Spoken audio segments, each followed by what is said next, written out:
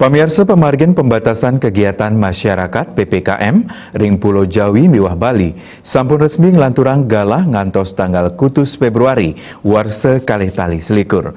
Selami PPKM puniki pamuruk prokes kantun kepanggih sane akehan rauh saking warga negara asing WNA. Kepala Satuan Polisi Pamong Praja Satpol PP Kabupaten Badung I Gusti Agung Ketut Suryanegara Mas Cikayang paketanipun sampun sayaga nglaksanayang kebijakan inucap sinambi nyantosang instruksi saking pimpinan.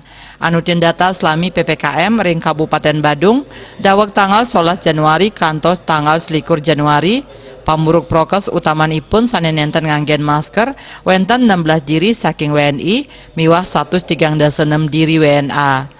Hasil sidak selami PPKM kuentenan pamuruk sanikeni pamidanda wenten 150 kali diri. Majang pengusaha sanikeni peringatan wenten pitung dasa sia usaha. Ngenenin indik para WNA sanikeni sidak Suryanegara masangipun memengkung tur ketah ngelawan tatkala kaician pikeling utawi peringatan sane kaician saking petugas.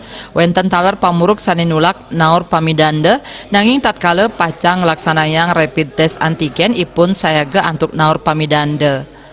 Parwate Bali Pos Nguningayang.